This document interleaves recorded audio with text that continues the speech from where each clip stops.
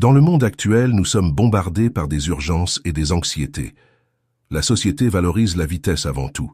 Voitures rapides, technologie instantanée, solutions miracles.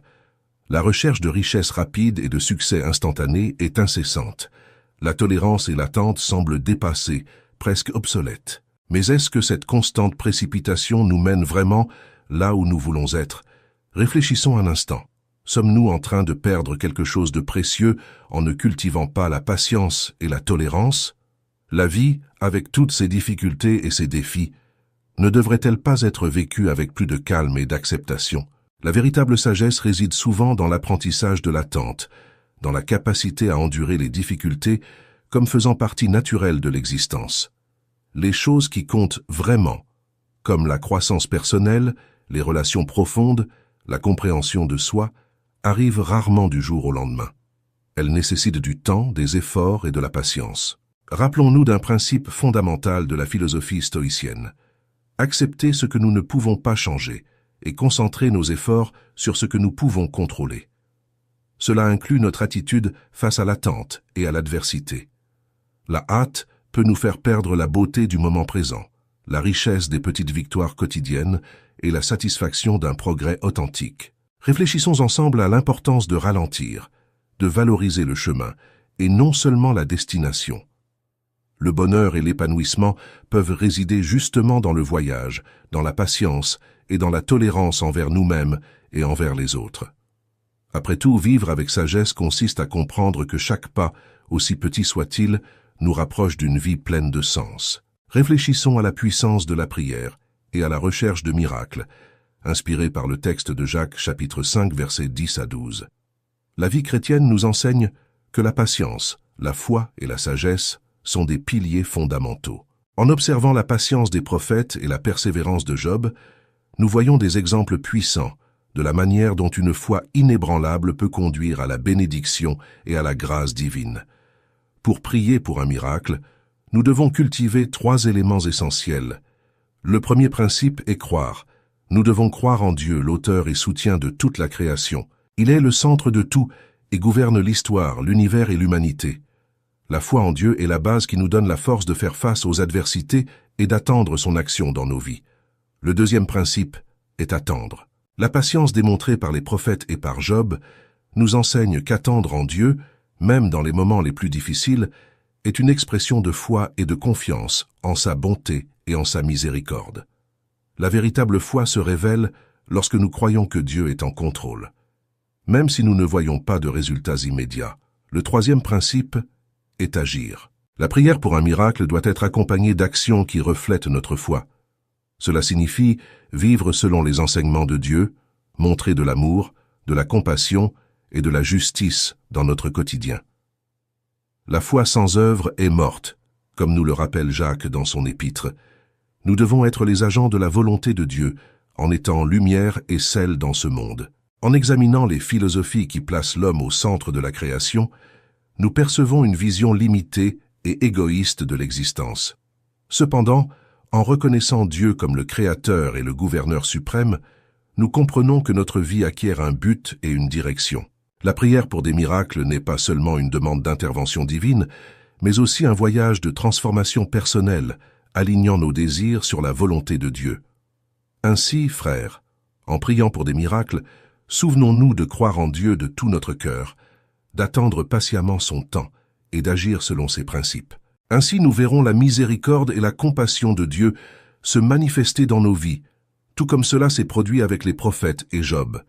Que notre foi soit ferme et notre patience inébranlable en ayant toujours confiance en la bonté du Seigneur. Réfléchissons à la grandeur de Dieu en tant que Créateur et pourvoyeur, en nous basant sur les textes de Genèse chapitre 2, versets 1 et 2, et Jérémie chapitre 33, versets 2 et 3. Ces versets nous enseignent sur la perfection de l'œuvre divine et la présence continue de Dieu dans nos vies. Dieu n'a pas seulement créé les cieux et la terre, mais il s'est également reposé après avoir achevé son œuvre, indiquant la perfection et l'achèvement de tout ce qu'il a fait. Ce repos est un signe que sa création était terminée et parfaite, et qu'il continue d'agir parmi nous. Dans Jérémie chapitre 33, versets 2 et 3, Dieu nous invite à crier vers lui, promettant de répondre et de révéler des choses grandioses et cachées. Ce passage renforce que notre vie, notre famille, notre société et toute la création dépendent de Dieu. Il est l'initiateur et le soutien de tout, et son œuvre continue d'opérer dans le monde et dans nos vies. En tant qu'enfants de Dieu, nous sommes l'œuvre de ses mains, et il porte nos fardeaux comme un père porte les soucis de ses enfants. Pensez aux parents qui supportent de lourdes responsabilités pour assurer le bien-être et le bonheur de leurs enfants. Dieu, notre Père céleste, fait de même pour nous. Il n'est pas distant, assis sur son trône, mais il est présent, prenant soin de nous et allégeant nos fardeaux. La promesse de Dieu dans Jérémie est claire. « Crie vers moi, et je te répondrai, et je te révélerai des choses grandes et inaccessibles. » C'est une invitation divine à rechercher sa présence, à avoir confiance en sa provision et à croire en sa capacité à opérer des miracles dans nos vies. Le premier pas pour expérimenter un miracle est de croire en Dieu et en ses promesses. Le livre de Hébreux, chapitre 11, nous rappelle que celui qui s'approche de Dieu doit croire qu'il existe et qu'il récompense ceux qui le cherchent. La foi est la base de notre relation avec Dieu. C'est cette confiance qui ouvre les portes pour que nous expérimentions son intervention dans nos vies. Ainsi, en cherchant des miracles, souvenons-nous que Dieu est le créateur de tout, qu'il continue d'agir dans notre vie et que notre foi en lui est fondamentale. Croyons qu'il nous entend, qu'il porte nos fardeaux et qu'il nous révèle des choses grandioses. Croyons en ses promesses et en sa puissance de transformer nos vies, tout comme il a formé et soutenu toute la création. Avez-vous déjà réfléchi à l'importance de confier nos fardeaux à Dieu en ayant confiance en sa promesse de soulagement et de repos? Dans le livre de Matthieu, chapitre 11, verset 28, Jésus nous fait une invitation puissante. « Venez à moi, vous tous qui êtes fatigués et chargés, et je vous donnerai du repos. » Ce verset nous enseigne que nous devons remettre nos préoccupations et nos fardeaux à Dieu, croyant qu'il les prendra et les rendra légers. C'est le premier pas pour recevoir un miracle.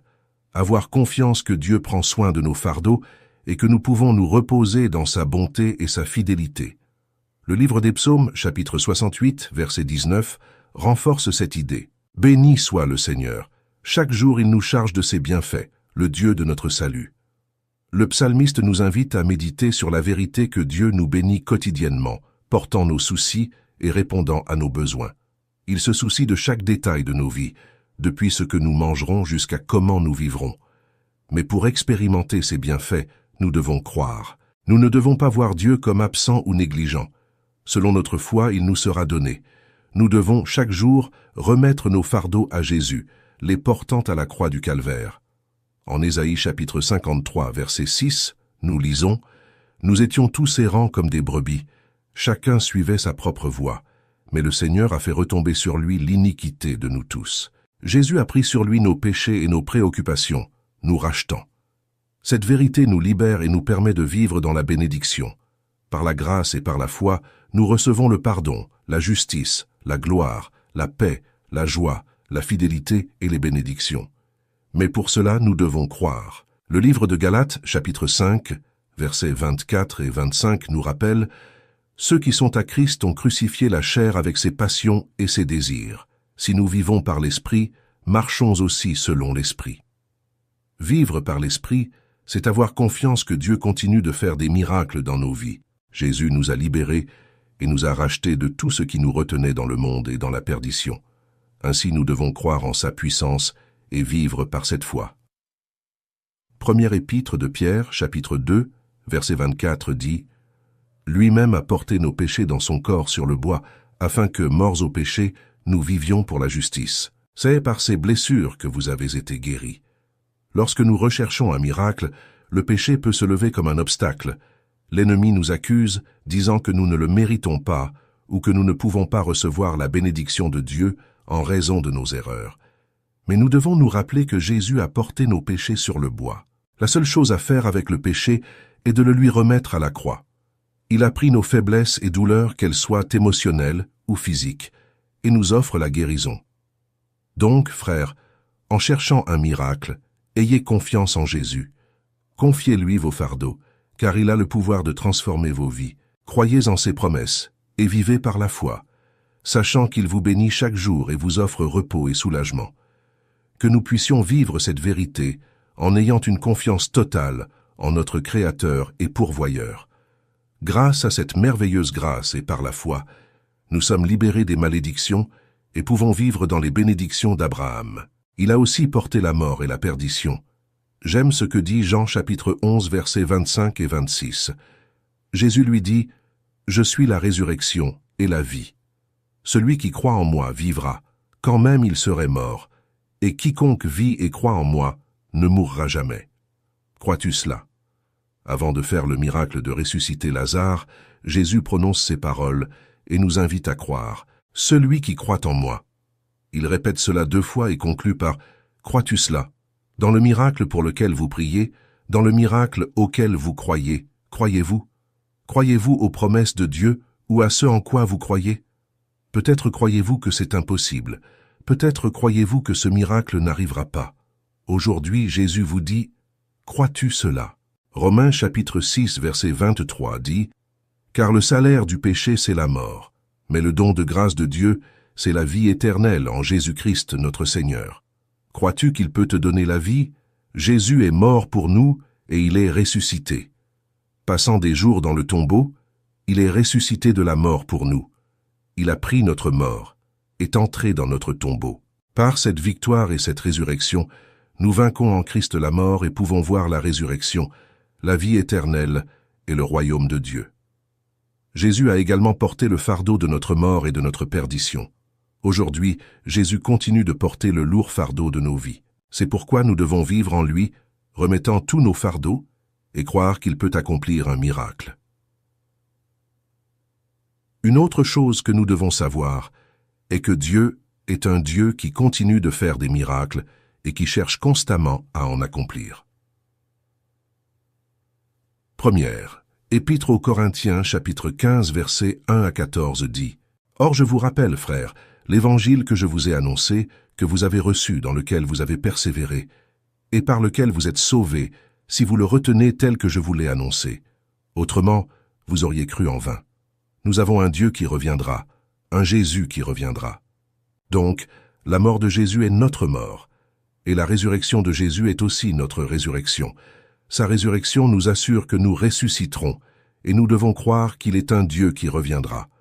Première épître aux Thessaloniciens, chapitre 4, versets 16 et 17 dit « Car le Seigneur lui-même a un signal donné, à la voix d'un archange, et au son de la trompette de Dieu descendra du ciel, et les morts en Christ ressusciteront premièrement. Ensuite, nous les vivants, qui serons restés, nous serons tous ensemble enlevés avec eux sur des nuées à la rencontre du Seigneur dans les airs, et ainsi nous serons toujours avec le Seigneur. Nous devons croire en lui comme un Dieu tout-puissant, qu'il reviendra lui-même et reviendra dans nos vies. C'est pourquoi la parole dit « Où est, ô mort, ton aiguillon? Où est, ô sépulcre, ta victoire ?» Cela signifie que la mort a été entièrement vaincue. Nous devons croire en lui et qu'il reviendra pour nous et nous emmènera au ciel. Nous devons croire que Dieu est celui qui fait l'œuvre, que Dieu est un accomplisseur de miracles et qu'il peut tout faire. Le deuxième principe pour conquérir un miracle est la patience. Nous devons supporter. Nous devons attendre. On peut croire un instant, mais il faut de la patience, car rapidement, en tant qu'êtres humains, nous pouvons perdre la foi. Nous devons endurer les doutes, les peurs, les dégoûts et même les échecs. Ce qui fut déterminant pour Israël dans le désert, c'était leur manque de patience devant l'absence de miracles. Par exemple, Moïse monta sur le mont Sinaï pour recevoir la loi, et alors qu'il jeûnait, il attendit devant Dieu pendant 40 jours, mais le peuple d'Israël ne put supporter et fit un veau d'or. Ils l'adorèrent, dansèrent autour, se prosternèrent devant lui, attirant ainsi la colère de Dieu qui les punit sévèrement. Ils n'eurent pas la patience nécessaire. Cela se passa à Kadès-Barnéa. Après avoir traversé le désert, ils arrivèrent à Kadès-Barnéa, le moment d'entrer dans la terre promise où coule le lait et le miel. Mais là, ils ne purent pas supporter. Ils se plaignirent, murmuraient et se lamentaient, allant jusqu'à choisir un chef et vouloir retourner en Égypte, se rebellant contre le dessein de Dieu, ce qui les amena à changer de direction et à errer encore 40 ans dans le désert, jusqu'à ce que toute cette génération périsse. Beaucoup de personnes, par manque de patience, retournent au même désert, aux mêmes épreuves. Elles ne peuvent pas surmonter les difficultés économiques, elles ne peuvent pas attendre que Dieu fasse un miracle et sont contraintes de retourner dans ces épreuves. Voyez-vous, quand une personne étudie à l'université, à la fin de chaque cours, il y a un partiel, un examen. Si elle échoue à cet examen, elle doit le repasser. Avec Dieu, c'est pareil. Au peuple d'Israël, une nouvelle opportunité fut donnée 40 ans plus tard, sous la direction de Josué. Et cette fois, comme vous le savez, ils réussirent l'épreuve et purent entrer dans la terre promise. Cette seconde chance, ils purent la saisir. Dieu est toujours prêt à nous offrir une seconde chance. Peut-être avez-vous été mis à l'épreuve dans votre patience et n'avez pas passé cette épreuve, mais Dieu donne continuellement de nouvelles opportunités. Hébreux chapitre 3 versets 15 et 16 dit, pendant qu'il est dit, « Aujourd'hui, si vous entendez sa voix, n'endurcissez pas vos cœurs comme lors de la rébellion. Qui furent en effet ceux qui l'entendirent et se révoltèrent? N'est-ce pas tous ceux qui étaient sortis d'Égypte sous la conduite de Moïse? Et contre qui Dieu fut-il irrité pendant 40 ans? N'est-ce pas contre ceux qui péchaient, dont les cadavres tombèrent dans le désert? Et à qui jura-t-il qu'il n'entrerait pas dans son repos, sinon à ceux qui avaient désobéi? Ils n'ont pas enduré, ni obéi, ni écouté avec patience. Pour cette incrédulité, ils n'entrèrent pas en Canaan. Ainsi, pour marcher avec Dieu, nous devons écouter sa parole, croire et être patients. Même si nous ne voyons aucun signe, même si nous n'entendons rien, même si nous ne touchons rien de nos mains, même si nous ne voyons rien devant nous, nous devons endurer. Les attaques de l'ennemi ou les difficultés déplaisent à Dieu. Le manque de patience, Dieu le prend comme un péché, et vous avez sûrement vu beaucoup de gens autour de vous rester prostrés dans le désert, des personnes qui ont commencé une vie chrétienne, mais n'ont pas réussi à conquérir. Vous ne devez pas être comme eux. Vous devez entrer dans le repos de Dieu. Et vous entrez dans le repos de Dieu lorsque vous êtes patient pour conquérir les miracles. Ne désobéissez pas, car Dieu considère l'impatience comme une désobéissance. Quand vous n'êtes pas patient, vous avez tendance à faire des erreurs. Et c'est une étape essentielle lorsque vous cherchez à conquérir un miracle. Attendez. Attendez en Dieu. Le psaume 37, verset 19 dit « Ils ne purent entrer à cause de leur incrédulité ». Hébreux chapitre 3, verset 19 « Ils ne purent entrer à cause de leur incrédulité ». L'incrédulité empêche d'être patient. L'incrédulité nous pousse à la hâte, nous pousse à agir par nous-mêmes, à sortir du repos de Dieu. On ne peut pas entrer dans la terre des miracles. On ne peut pas expérimenter les miracles à cause de l'impatience et de l'incrédulité. Le psaume 37, versets 1 à 3 dit « Ne t'irrite pas à cause des malfaiteurs, ne sois pas jaloux de ceux qui pratiquent l'iniquité, car ils seront bientôt fauchés comme l'herbe et se faneront comme la verdure. Confie-toi en l'Éternel et fais le bien. Tu habiteras la terre et tu seras nourri avec sûreté. Mes frères autour de moi, les méchants agissent sans cesse. Parfois j'aimerais mordre, donner des coups, me battre avec eux à cause de mon impatience. J'aimerais lutter œil pour œil, dent pour dent, point pour point. Mais que dit Dieu? Que je ne m'impatiente pas à cause des méchants et que j'ai patience. Peut-être autour de vous existe-t-il des gens malins qui prospèrent et avancent. Dieu vous dit, ayez patience. Ne vous impatientez pas parce qu'ils avancent et que vous restez calme. Pourquoi ne devrais-je pas m'impatienter des méchants, ni envier ceux qui pratiquent l'iniquité? Parce que de cette manière, nous serions en opposition avec Dieu. Ils seront fauchés comme l'herbe et se faneront comme la verdure. Alors, quelle doit être notre attitude face, peut-être, aux mentalités progressistes de ce siècle? Car dans notre pays, le président représente les méchants et commet beaucoup de méfaits. Il y a longtemps, il a prédit qu'il y aurait des calamités incessantes pour la Corée, et à une époque, il a dit qu'il transformerait la Corée en un brasier. Mais nous, en supportant toutes sortes de ses commentaires, ce que nous avons fait en tant qu'Église était de lui envoyer du riz, des médicaments, des instruments médicaux, et nous avons envoyé des hommes d'affaires là-bas avec toutes sortes d'aides, parce que la Bible dit que nous ne devons pas rendre le mal pour le mal, mais vaincre le mal par le bien. Si notre ennemi a soif, nous devons lui donner à boire. S'il a faim, nous devons lui donner à manger, car « à moi la vengeance », dit le Seigneur. Donc, si cet ennemi nous frappe sur la joue droite, nous devons aussi offrir la gauche. S'il nous demande la tunique, nous devons aussi lui donner le manteau. S'il nous force à porter une charge sur une maille, nous devons en porter 2. Si nous le supportons et l'embrassons avec amour, Dieu se chargera de les détruire. Dieu a dit qu'ils se dessécheront comme l'herbe verte. Ainsi, Même s'il semble qu'ils vont nous nuire, Dieu est de notre côté, et il se chargera de les enlever de notre vue.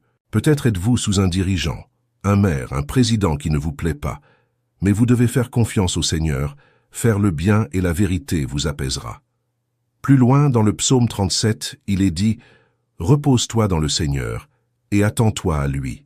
Ne t'irrite pas à cause de l'homme qui réussit dans son chemin, à cause de l'homme qui accomplit ses méchants desseins. Laisse la colère, abandonne la fureur, ne t'impatiente pas, cela ne mènera qu'au mal.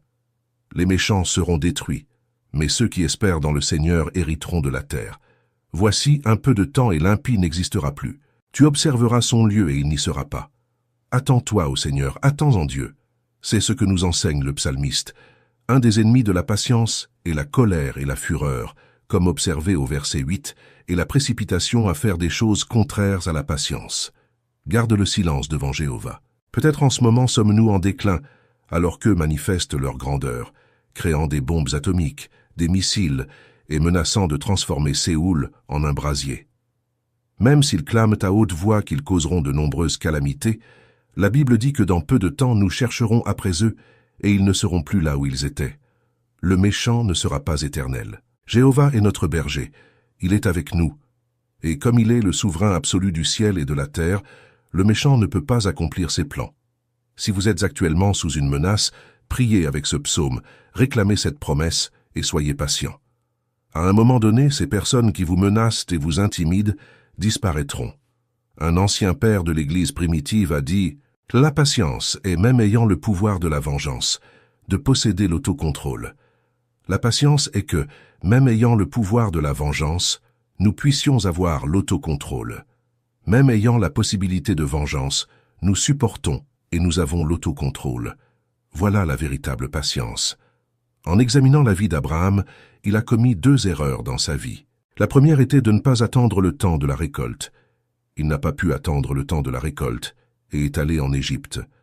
Dans le livre de la Genèse, chapitre 12, Dieu lui a dit d'attendre en Canaan et non en Égypte. Abraham est parti avec sa femme Sarah et son neveu pour l'Égypte, et il y eut une grande famine dans cette terre. Malgré cela, il aurait dû dépendre de Dieu, endurer et attendre. En conséquence, il a fait face à une grande épreuve. Il a presque perdu sa femme, a été humilié et déshonoré pour ne pas avoir su attendre. Dieu ne retarde pas ses promesses. Nous devons apprendre à croire et à attendre. Lorsque nous sommes confrontés à un défi de foi, nous ne devrions pas chercher l'aide de l'Égypte, comme l'a fait Abraham en Genèse chapitre 12, verset 10. Une autre erreur d'Abraham était de ne pas attendre la promesse d'un fils. 10 ans après être entré en Canaan, à l'âge de 85 ans, il a eu son fils Ismaël avec la servante Agar. Quelle grande tristesse existe au Moyen-Orient à cause de cela. Au Moyen-Orient, Israël et les Arabes ne cessent de se battre. Ce sont les descendants d'Ismaël, et la lutte entre le fils légitime et le fils naturel continue encore aujourd'hui. Si Abraham avait eu un peu plus de patience et n'avait pas eu ce fils avec la servante, nous ne verrions pas aujourd'hui de guerre sanglante ni de guerre entre les États-Unis et l'Irak. À cause de l'impatience d'un seul ancêtre, Abraham, toutes ces calamités se sont produites. Faites attention aux décisions que vous prenez par impatience, car quand vous êtes sur le point de conquérir un miracle, la patience est essentielle. Apprenons de la patience d'Abraham. Hébreux chapitre 6, versets 14 et 15 disent « Assurément, je te bénirai abondamment et te multiplierai grandement. » Et ainsi, ayant attendu patiemment, il obtint la promesse. Nous voyons enfin qu'Abraham a eu une deuxième chance, un deuxième test, et a attendu patiemment pour obtenir la promesse. Les promesses de Dieu sont obtenues avec patience, chers frères, pas avec impatience. On n'obtient pas en essayant de forcer la main de Dieu. Si nous sommes impatients et pressés, nous n'obtiendrons pas les promesses. Une des caractéristiques d'une personne réussie dans la vie chrétienne est qu'au début, elle a un rêve à la foi, à la capacité de l'atteindre, à la force de surmonter les difficultés, apprécie les autres et fait face aux problèmes avec patience. Ne nous précipitons pas comme Abraham, ne nous précipitons pas jusqu'à perdre l'espoir. Ce n'est pas cela, la patience. Dans le Talmud, il y a un proverbe qui dit « Le premier pas vers la victoire est la patience ». Bien que la patience ne soit pas tout au moment de triompher, la personne qui n'a pas de patience ne triomphe jamais. Il y a un vieux dicton qui dit « S'il y avait 3 personnes patientes, elles nous libéreraient ». Nous devrons nous repentir et regretter si nous agissons toujours avec patience et sagesse, chers frères. Nous affronterons les adversités avec succès. Mais si nous n'avons pas de patience, seul l'échec nous attend. J'ai eu l'occasion d'entendre une histoire. Un homme nouvellement marié a été réprimandé par son patron dans l'entreprise. Ensuite, il est sorti en colère. Sa femme lui a servi le dîner. Lorsqu'il a pris la première bouchée, il a entendu des bruits de pierre en mâchant. Alors il a crié en colère « Es-tu folle? Tu ne sais même pas préparer le riz. Tu ne l'as pas lavé. Tu n'as pas enlevé les restes. » Sa femme, désorientée, a dit avec audace « Pourquoi te mets-tu autant en colère pour une chose si petite ?» Le mari a répondu « Si tu as échoué, tu devrais au moins t'excuser, ne pas être fier. » La femme a riposté « Tu te plains même du riz ?» Le mari, encore plus en colère, l'a giflé. Elle a immédiatement fait ses valises et a dit « Maintenant tu vas me frapper à nouveau? Notre mariage est un échec. Je ne suis pas une femme qui vivra pour être battue par toi. » Et l'homme a répondu rudement « Très bien, moi aussi je ne peux pas vivre en paix avec toi, divorçons. » Ce mariage s'est terminé en un instant, sans considération, à cause d'un problème aussi petit qu'un grain de sable. Si vous examinez cette histoire avec attention, vous verrez que tout le problème a commencé par un petit caillou dans le riz. Si tous deux avaient eu un peu plus de patience, si chacun avait cédé pour l'autre, le couple ne se serait pas séparé pour quelque chose d'aussi insignifiant qu'un petit caillou dans le riz. On pourrait dire qu'un mariage, une relation, s'est brisé à cause d'un grain de sable. S'ils avaient fait preuve un peu plus de patience, de compréhension, de compagnonnage et d'amour, ils se seraient immédiatement réconciliés, il y aurait eu la paix, et ils seraient un couple heureux aujourd'hui. Le livre des Proverbes, chapitre 16, verset 32 dit « Mieux vaut celui qui tarde à se mettre en colère qu'un héros de guerre. Celui qui domine son esprit vaut mieux que celui qui prend une ville. » Retardez sa colère, retardez les décisions impulsives. Quand nous sommes sur le point de conquérir un miracle, parfois la colère vient dans nos vies et nous disons « Je ne supporte plus cela ». Mais la Bible dit qu'il vaut mieux pour une personne de contrôler son tempérament, d'avoir de la maîtrise de soi pour savoir attendre, que d'être un conquérant de ville. Celui qui conquiert son tempérament. Je ne sais pas si vous avez déjà entendu l'histoire de Johann Wolfgang von Goethe. Il a écrit l'une de ses œuvres les plus célèbres, Faust, et c'est incroyable de savoir combien de temps il lui a fallu pour créer cette œuvre. 60 ans. 60 ans pour créer un chef-d'œuvre, voilà ce qu'est la patience, chers frères. 60 ans pour faire naître une œuvre parfaite, un sonnet merveilleux. Nous devons apprendre de la patience de Goethe. Le grand scientifique Isaac Newton a laissé une phrase dont nous apprenons beaucoup. Parmi les découvertes que j'ai faites, la plus merveilleuse fut la patience. Supporter, supporter encore, et ensuite regarder et continuer à supporter avec patience. Voilà ce qu'est la véritable vie de foi. Cela signifie que la patience est la mère de toutes les découvertes. Nous pourrions dire que c'est la mère de tous les miracles, la patience. Le troisième et dernier principe pour une vie de miracle, pour obtenir un miracle par la prière, est d'attendre les miracles. La vraie foi est celle qui sait attendre. Quelle est la vertu des Coréennes? C'est de savoir attendre. Elles attendent leur mari. S'il meurt, elles attendent leur fils aîné. Et si cela finit, elles continuent d'attendre. Même dans la mort, elles attendent de remplir leur rôle. Attendre est une grande bénédiction pour nous tous. Le temps de Dieu n'est pas le temps des hommes. Et si sur ma montre l'heure n'est pas la bonne, je ne peux pas dire que Dieu ne tient pas ses promesses. L'heure de Dieu et notre heure ne sont pas les mêmes. L'horloge de Dieu marque avec patience et attente, non pas avec des heures, des minutes et des secondes. La parole de Dieu dit dans Première Épître de Pierre, chapitre 3, verset 9, « Le Seigneur ne tarde pas dans l'accomplissement de la promesse, comme quelques-uns le croissent, mais il use de patience envers vous, ne voulant pas qu'aucun périsse, mais que tous arrivent à la repentance. Le Seigneur ne retarde pas ses promesses. Le Seigneur n'est pas en retard. Il n'arrive jamais en retard nulle part. Nous, en tant qu'êtres humains, n'aimons pas attendre. Mais il y a des choses qui nous obligent à attendre. Par exemple, se rendre à un aéroport nous oblige à attendre. Nous devons arriver 2 ou 3 heures à l'avance et attendre patiemment l'appel, attendre que les différentes classes embarquent, attendre que l'avion soit prêt à décoller. Tout autour de nous nous fait attendre et met à l'épreuve notre patience, met à l'épreuve ce que nous voulons obtenir. L'épître de Jacques, chapitre 5, versets 7 et 8, dit « Soyez donc patients, frères, jusqu'à l'avènement du Seigneur. Voici, le laboureur attend le précieux fruit de la terre, prenant patience à son égard, jusqu'à ce qu'il ait reçu la pluie de la première et de l'arrière-saison. Vous aussi soyez patients, affermissez vos cœurs, car l'avènement du Seigneur est proche. Le Seigneur nous presse d'avoir patience comme le laboureur attend. Que attendez-vous? Attendez-vous de mauvaises nouvelles? Attendez-vous que les choses tournent mal? Le laboureur, après avoir fait son travail de prier, peut-être d'intercéder, de semer son fruit, attend le précieux fruit. Attendez un miracle. Si vous avez prié, si vous croyez en Dieu, si vous avez eu patience, attendez un miracle. Attendez le précieux fruit des miracles. Vivons ainsi pour le Seigneur. Ne soyons pas impatients. Attendons des miracles, attendons les meilleures choses de sa part. Bon est l'Éternel pour ceux qui l'attendent, pour l'âme qui le cherche. Il est bon d'attendre en silence le salut de l'Éternel. Lamentation chapitre 3 versets 25 et 26. Vous devez attendre des miracles parce que Dieu est bon, parce que vous êtes une âme qui le cherche. Parfois il est nécessaire d'attendre en silence, d'attendre que Dieu sauve de cette dette, d'attendre que Dieu guérisse ce membre de la famille malade, d'attendre que Dieu résolve ce problème économique, cette recherche d'emploi. Attendez, attendez ce miracle. Toutes les personnes dans le Nouveau Testament qui ont reçu un miracle de Jésus attendaient un miracle de lui.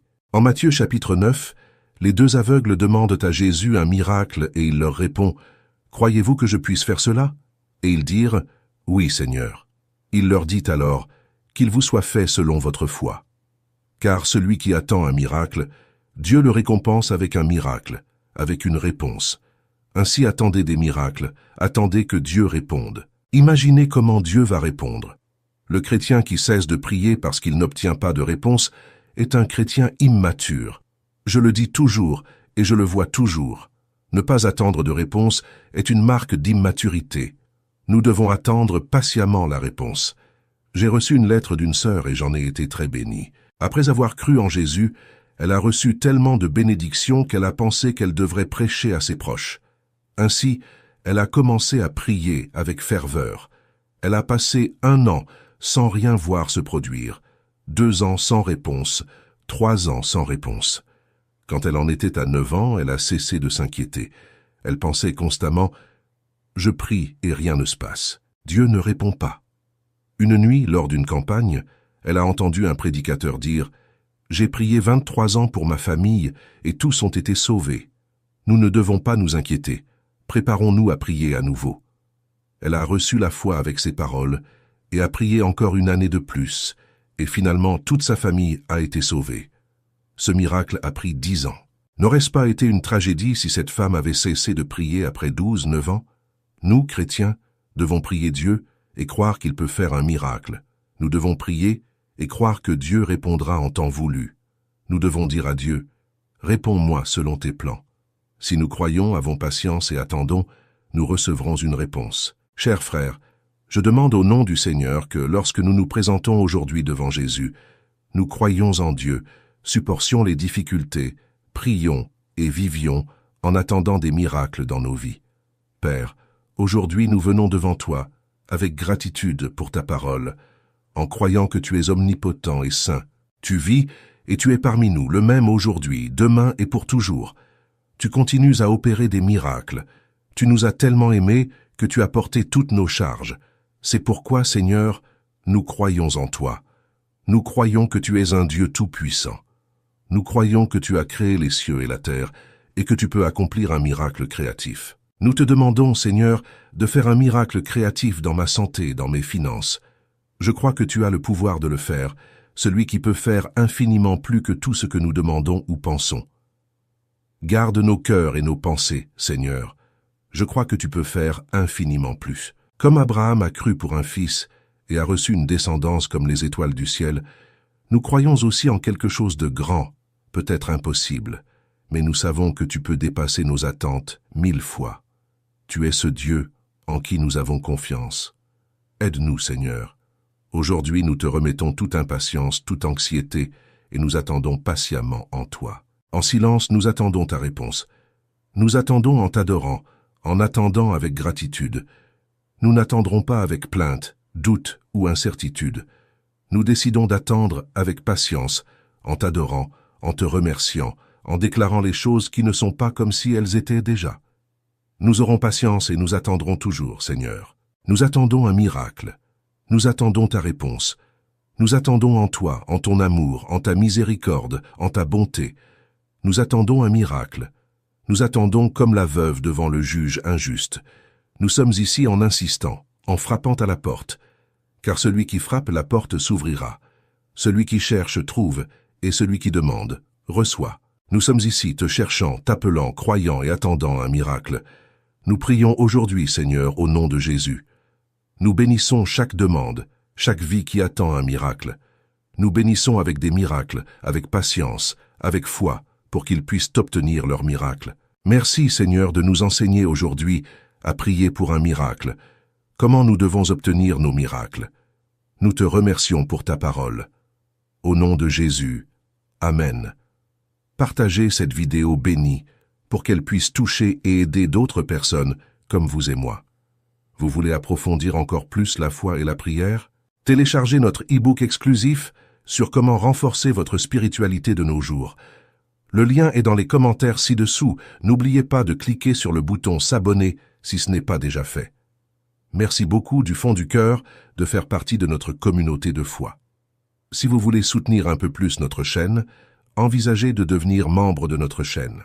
Je laisse ici 2 autres vidéos pour que vous puissiez continuer votre cheminement spirituel et votre croissance dans la foi. Merci et que Dieu bénisse tous. À bientôt.